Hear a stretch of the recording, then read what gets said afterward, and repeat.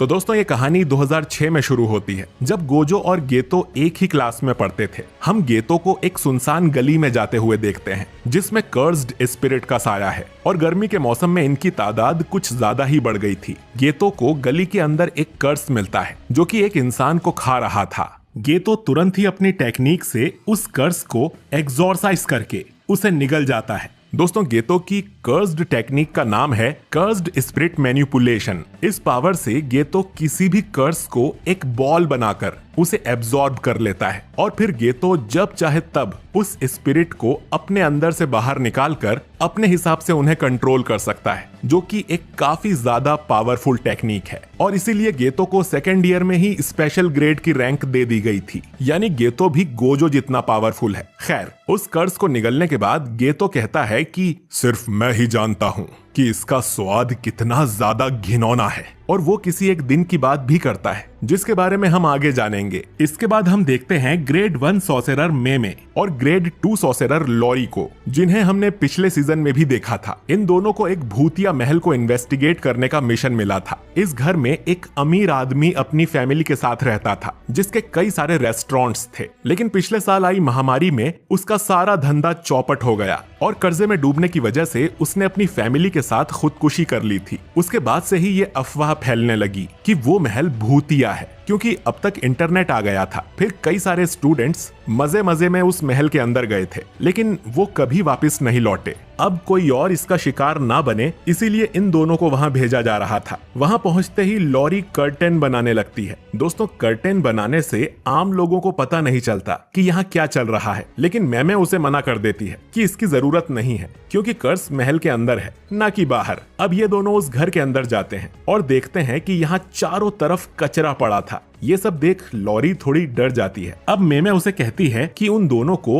अलग अलग फ्लोर पर जाकर खोजबीन करनी चाहिए। वो लॉरी को सेकंड फ्लोर पर भेज देती है। लॉरी वहां के सारे कमरे चेक करती है, लेकिन उसमें कुछ नहीं मिलता और थोड़ी देर बाद वो एक दूसरे के सामने ही आ जाती हैं, क्योंकि ये सेकंड नहीं बल्कि फर्स्ट फ्लोर ही था। मेमे बताती है कि वो इसी एग्जैक्ट जगह से 3 बार गुजर चुकी है, यानी कि ये दोनों किसी तरह के लूप में फंस गई थी और वो इस हॉलवे से बाहर नहीं निकल सकती, बिल्कुल जैसा हमने चेनसॉ मैन में देखा था। खैर, लॉरी पूछती है कि क्या ये कोई इननेट डोमेन है, जिस पर मीम बताती है कि इननेट डोमेन में आसपास की जगह भी बदल जाती है, यानी कि ये सिर्फ एक बैरियर है जो कि अंदर आने वाले लोगों को फंसा लेता है। और इसी तरह पहले आए लोग यहाँ फंस गए होंगे और कर्स ने उन्हें मार दिया होगा, लेकिन इसका मतलब ये भी है कि कर्स बहुत कमजोर है, तो उन्हें बस इस बैरियर से निकलकर उस कर्स को मारना है। मैमे लॉरी से पूछती है कि उन्हें क्या करना चाहिए। अब लॉरी बताती है कि पहले उसे लगा था कि ये लूप एक सर्कल के जैसा है, लेकिन ऐसा नहीं है, बल्कि ये एक सीधी लाइन की तरह है जो कि ट्रेन के डिब्बों की तरह एक दूसरे से जुड़ता जाता है। तो लॉरी के हिसाब से अगर ये लोग बहुत तेजी से एक एक दिशा में भागे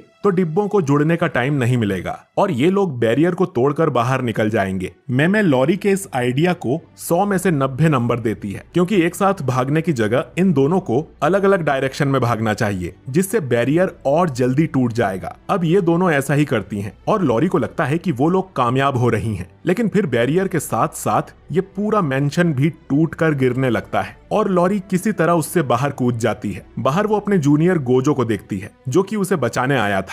दोस्तों, असल में इन दोनों को बैरियर के अंदर टाइम का पता नहीं लग रहा था और ये 2 दिन से वहां फंसी हुई थी, इसीलिए गोजो और गेतो को इन्हें बचाने यहाँ भेजा गया है। गोजो लॉरी का मजाक उड़ाते हुए कहता है कि रोना बंद करो, अब मैं आ गया हूँ। जो सुन लॉरी गुस्सा हो जाती है और तभी इस महल का कर्स इसके पीछे प्रकट होता है, जिसके लिए गेतो एक बड़ा सा कर्स बाहर निकालता है, जो कि उस कर्स को अपने मुंह में भर लेता है ताकि बाद में गेतो उसे भी एब्जॉर्ब कर सके। फिर गेतो भी लॉरी का मजाक उड़ाते हुए कहता है कि गोजो, कमजोरों का मजाक मत उड़ाओ, जिससे लॉरी और ज्यादा गुस्सा हो जाती है। लेकिन यहाँ एक तीसरी स्टूडेंट भी आई हुई थी, जिसे देख लॉरी खुश हो जाती है। ये स्टूडेंट शोको है और इसे भी हमने सीजन 1 में देखा था। लॉरी शोको से कहती है कि तुम इन दोनों की तरह बदतमीज मत बन जाना। मैमे को रियलाइज होता है कि वो दोनों 2 दिन से अंदर थी, तो वो इसकी एक्स्ट्रा फीस चार्ज कर सकती हैं। फिर वो गोजो से पूछती हैं कि उन लोगों ने कर्टेन को बना दिया था ना। जो सुन गोजो, गेतो और शोको चुप ही रह जाते हैं क्योंकि वो तीनों ही कर्टेन लगाना भूल गए थे। इसके बाद सभी लोग जुजुत्सु हाई में लौट आते हैं, जहाँ पर इन्हें अपने टीचर यागा से डांट पड़ती है, जो कि आगे चलकर इस स्कूल के प्रिंसिपल बनते हैं। खैर, उन्हें पता चलता है कि वो गोजो था जो कर्टेन लगाना भूल गया था, जिसके लिए उसे सजा मिलती है। अब ये तीनों स्पोर्ट्स रूम में जाकर बास्केटबॉल खेलने लगते हैं। गोजो पूछता है कि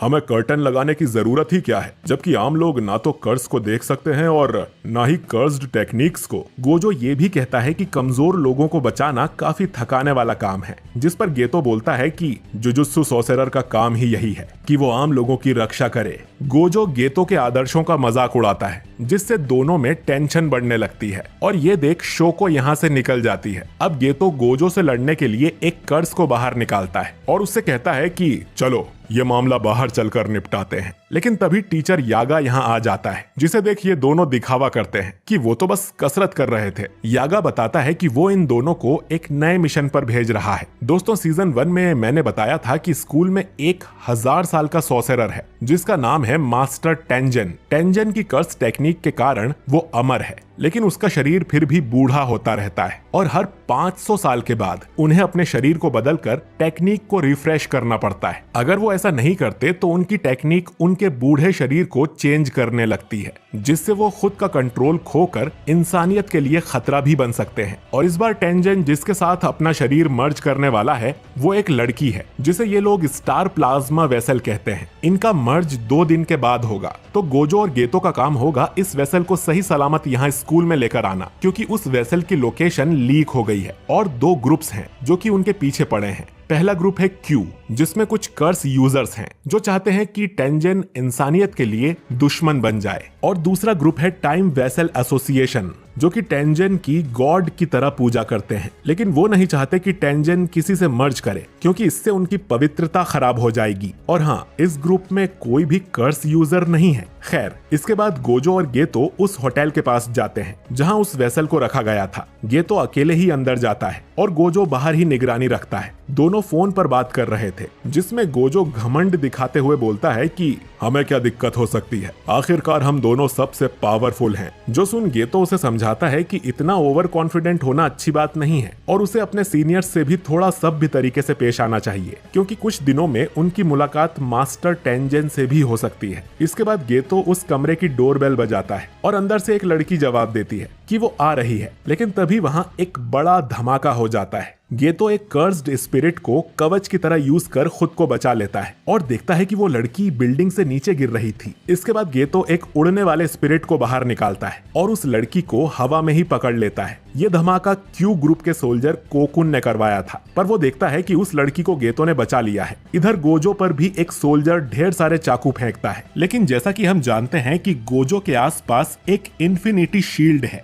जिससे गोजो को कुछ भी नहीं होता। ये सोल्जर गोजो को पहचान लेता है, क्योंकि उसने गोजो के नाम के काफी चर्चे सुने थे और वो गोजो को लड़ने के लिए चैलेंज करता है। गोजो इसके लिए मान जाता है, लेकिन एक शर्त पर कि वो इस सोल्जर को तब तक नहीं मारेगा जब तक वो उससे रहम की भीख न मांग ले। पास ही की एक बिल्डिंग में हम 2 लोगों को बात करते हुए देखते हैं। इनमें एक आदमी कॉन्ग बताता है कि उनके ग्रुप टाइम वेसल एसोसिएशन में कोई कर्स यूजर नहीं है जो जुजुत्सु सोर्सरर से लड़ सके, लेकिन उनके ग्रुप के पास पैसा बहुत सारा है और इसीलिए उन्होंने एक कॉन्ट्रैक्ट किलर को हायर किया था उस लड़की को मारने के लिए। कॉन्ग इस किलर को जेनिन नाम से बुलाता है। ये किलर कहता है कि अब उसका नाम जेनिन नहीं है बल्कि फुशिगिरो है और वो उनका ये काम जरूर कर देगा। और ये एपिसोड यहीं पर खत्म हो जाता है।